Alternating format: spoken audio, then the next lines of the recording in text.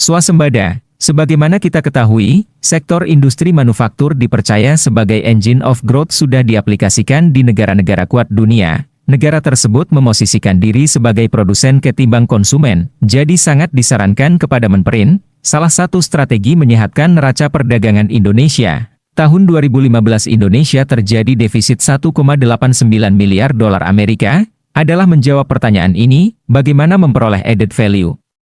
Bagaimana memperkuat nilai mata uang? Bagaimana menyerap tenaga kerja?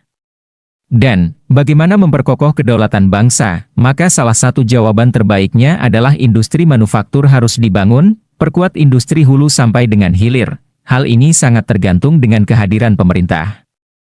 Terutama dalam dukungan kejelasan regulasi, penjagaan stabilitas politik dan keamanan, ketersediaan infrastruktur, harga energi, kemudahan perizinan, insentif sektor keuangan dan perpajakan, hubungan industri, pengelolaan buruh dan lain-lain. Parameter tersebut terangkum dalam Indeks Daya Saing Global. IDSG Indonesia di tahun 2015 menempati urutan ke-34 dari 114 negara, dibanding negara tetangga lainnya Singapura, 2, Malaysia, 20, dan Thailand, 31. Oke, sebentar ya sahabat, tulis Sandi. Awal hanya pembuka, tulisannya masih belum aplikatif. Sabar ya, benar sekali pendapat itu tidak aplikatif. Jadi baiklah, berikut ini kita mulai ke poinnya, kita mulai dengan sebuah doktrin yang semua sahabat tahu. Yaitu doktrin Kissinger, kuasai minyak, energi, maka kita akan kuasai negaranya, kuasai pangan maka kita akan mengontrol rakyatnya, kita akan lakukan keduanya yaitu dengan swasembada pangan dan energi. Saat ini Indonesia mengimpor pupuk lebih dari 600.000 MT per tahun, yang ini adalah membuktikan kita bukan negara swasembada pangan. Dan ini sudah tahunan, sudah berapa presiden mencoba, kalau yang sekarang Menteri Pertaniannya juga berusaha, tapi belum berhasil juga baca, salah spesifikasi. Menteri, masa nggak sadar sih, pemerintah sekarang? Yo wis lah, kita stop dulu mengkritik, jadi hal ini akan kita rebut, mandiri pupuk. Kita tidak boleh impor lagi pupuk dan tidak boleh lagi impor pangan. Semua harus mandiri, jadi kita mulai dari membangun pabrik fertilizer, yang mulai dari mana awalnya? Kira-kira begini. Salah satu esensi dan konsekuensi UU No. 4 Tahun 2009 tentang pertambangan mineral dan batubara adalah memperbesar nilai tambah melalui pembangunan pabrik pemurnian dan pengolahan. Dalam terminologi industri adalah membangun industri smelter, converting dan refining. Khusus untuk mineral tembaga, yang saat ini produksi terbesar dihasilkan oleh 1. PT Freeport Indonesia, 2,1 juta chopper konsentrate TPE, 2.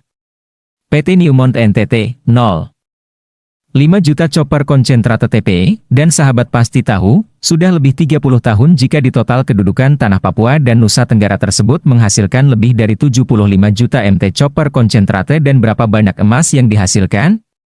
Lebih dari 3.000 ton emas, inilah yang kalau bangsa Indonesia sadar bahwa bukan Freeport tambangnya yang penting, tetapi kalau smelternya kita punya maka emasnya jadi milik Indonesia. Sudah deh, nggak usah mikirin ingin punya Freeport. Freeport itu hanya perusahaan tambang, tapi pemurnian chopper tadilah kuncinya.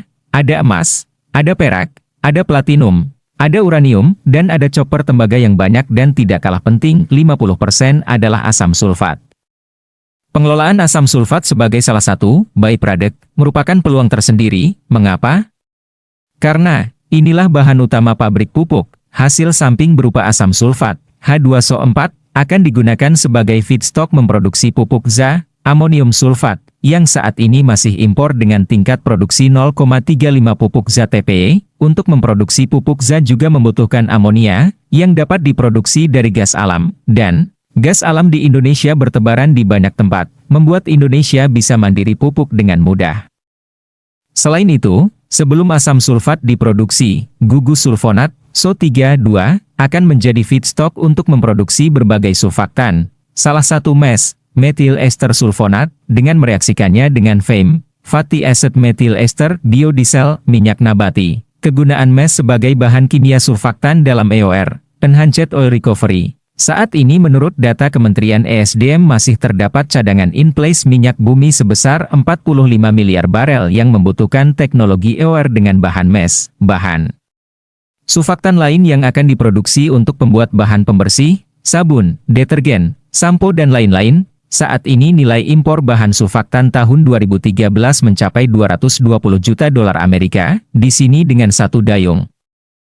3-4 pulau terlampaui, kita menyetop impor pupuk sejumlah 1 juta MT per tahun dan kita menyetop impor bahan surfaktan, dan kita memiliki precious metal sebagai cadangan devisa negara. Sederhananya saya bukan sekadar wacana, itu proyek sudah kami buat, sudah dimulai sejak 2014, semua sudah saya siapkan. Lahan seluas 400 ha, izin Ripin Perindustrian, kapital investasi, FS, semua sudah siap tersedia, yang saya siapkan dengan para mitra untuk semua mega proyek di atas, sudah banyak. Waktu dan investasi awal saya turunkan untuk hal ini, sayang, sangat disayang, pemerintah belum kasih kita satu lagi, yaitu DMO, Domestic Market Obligation, dari Freeport, karena hal ini di bawah SDM yang di bawah LBP ujung-ujungnya. Dia masih mengganjal karena saya nggak suka sama dia, karena itu kalau saya hajar LBP kencang terus karena memang saya nggak suka sama pejabat macam dia, yang takluk sama asing dan jadi kaki tangan asing. Mempelajari strategi menjadi miliuner adalah hal yang mudah, membuatnya menjadi kebiasaan adalah hal yang sulit.